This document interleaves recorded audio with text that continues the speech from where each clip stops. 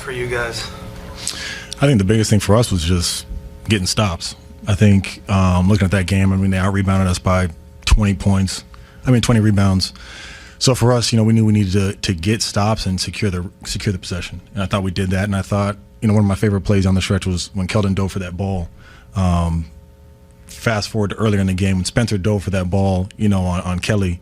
It was one of those plays where it was a momentum, energy shift for them. They were the more aggressive team. And I thought it was great to see Keldon do that. Obviously, he's been our energy guy all season long, but that kind of encapsulated that moment for him to get that, secure that possession, Fox to get that dunk. That's kind of seal it.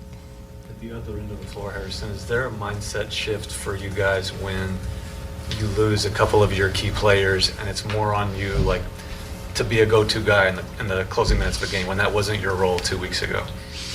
Yeah, I think, you always, anytime you go to the gym, you always just, work to be in those positions. You may not be in those positions for 30 games, right? But it's like you just always, work to just have that ready and available. And I think for us, especially, one thing we're focusing on is just trying to just move the basketball, do it as a collective, see what happens, see, who gets the shot. KJ drives, I get a wide open three. He drives again, he gets a wide open layup, right? It's just doing it as a collective and just trying to figure out ways, these different lineups of how we can win. Mitch said that it's one of y'all's rules that you don't talk about last year, but if you think just for a second, there were a lot of nights like this when guys are missing that y'all weren't able to pull it out. Is it a sign of something building here that you're able, and maybe even a little bit of a relief looking forward that you were able to buckle down defensively and put the ball in the basket when you needed to? Yeah, absolutely. But also, I think it's crediting our depth. Kelly stepping up lately, playing a lot more minutes. He's been great. Luke, obviously, taking on a different responsibility. He's been great. David Jones-Garcia coming in, giving us, energy, lifting minutes. Jeremy, Julian, obviously KJ. There's just a bunch of people right now who I think are doing more. And so I think it's hard to compare last year to this year. But I think this year, that's the biggest thing that we're all appreciating is just everyone's approach to being ready when their number's cold. Seems like Kelly's been making an impact the last few games as sort of a passer, playmaking hub. What are some of his strengths that make him dangerous in that role? Oh man, we were joking today that he was going to be the second string point guard. Kelly is he has great presence on the floor. I think that's just the best way to describe it. Like, you just kind of give him the ball.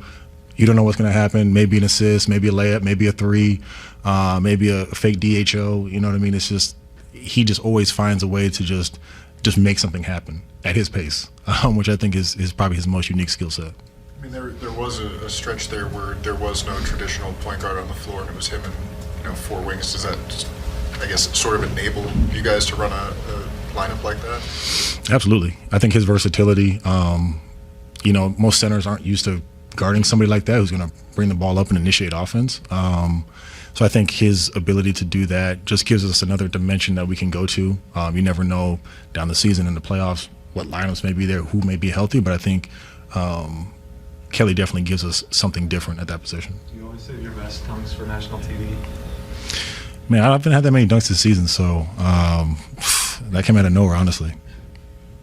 It really did? Like, you did? No, it really did. Like, I didn't think I was going to get the angle to go left, and then I did, and then just kind of jumped, and I was just up there. Mitch mentioned to me that he wasn't surprised to see you still have hops after all these years in the league. He got more confidence than me.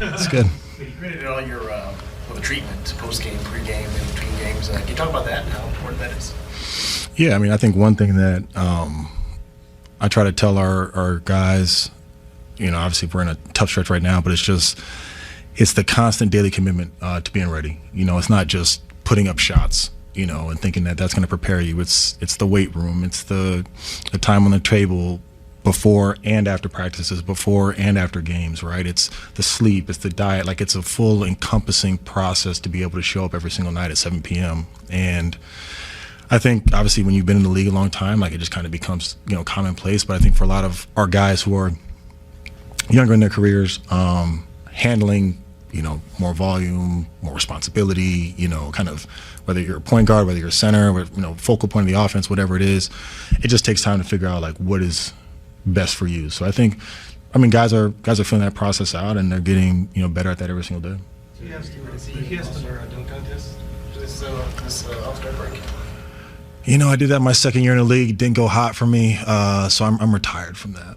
Retired. You asked about the dunker there, but was that did I see a sky hook in there too at one point? Hey man, every once in a while, you know, you throw out some things, but nah, it felt good. It felt good. It was a good stretch.